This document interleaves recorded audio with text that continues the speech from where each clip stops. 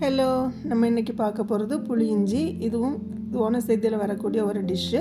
இதுக்கு 150 கிராம் இஞ்சியை தொலி எடுத்து சாப் பண்ணி வைக்கணும். கொஞ்சம் கறிவேப்பிலை, 5 பச்சை மிளகா, அரை டீஸ்பூன் மஞ்சள் பொடி, அரை டீஸ்பூன் வெந்தயப்பொடி, அரை டீஸ்பூன் வத்தல் பொடி, அரை டீஸ்பூன் காயப்பொடி.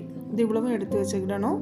100 கிராம் சர்க்கரையை 1 கப்பு தண்ணி ஊற்றி அது டஸ்ட்டு போகிறதுக்காக காய்ச்சி வடிகட்டி எடுத்துக்கிடணும்.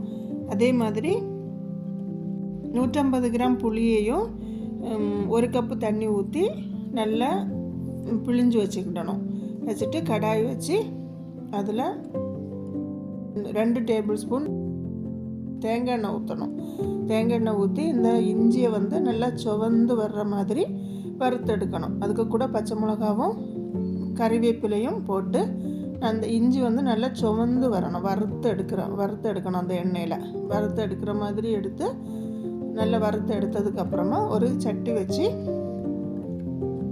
அதில் இந்த இஞ்சியை தட்டி இஞ்சிக்கு கூட நம்ம புளிஞ்சு வச்சுருக்கிற புளியை நல்லா வடிகட்டி ஊற்றி அது கொதிக்க வைக்கணும். கொதிக்க வைக்கும்போது அந்த நம்ம எடுத்து வச்சுருக்கிற பொடி, மஞ்சள் பொடி, வெந்தயப்பொடி, வத்தல் பொடி, காயப்பொடி எல்லா பொடியையும் போட்டு நல்லா கொதிக்க வைக்கணும். அந்த பச்சை ஸ்மெல்லு மாறுறது வரை கொதிக்க வைக்கணும். கொஞ்சம் நேரம் கொதிக்க வச்சுட்டு அது கொஞ்சம் பச்சை ஸ்மெல்லு மாறினதுக்கப்புறமா நம்ம வடிகட்டி வச்சுருக்கிற சர்க்கரை தண்ணியையும் ஊற்றி அடைச்சி வச்சு நல்லா வற்ற வைக்கணும். அதுக்கு தேவையான அளவு உப்பையும் போட்டுக்கணும். உப்பும் போட்டு நல்லா வற்ற வைக்கணும். நல்லா வற்றி எண்ணெய் பிரிஞ்சு மேலே வர்ற அளவுக்கு வற்ற வச்சு எடுத்தால் இஞ்சி புளி ரெடி. இது வீடியோ பார்க்குறவங்க சப்ஸ்கிரைப் பண்ணிக்கோங்க. அப்போ தான் எங்களுக்கு இன்னும் வீடியோ போடுறதுக்கு உற்சாகமாக இருக்கும்.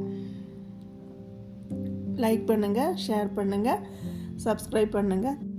ட்ரை பண்ணி பார்த்துட்டு எப்படி இருந்துன்னு கமெண்ட் பண்ணுங்கள். தேங்க்யூ.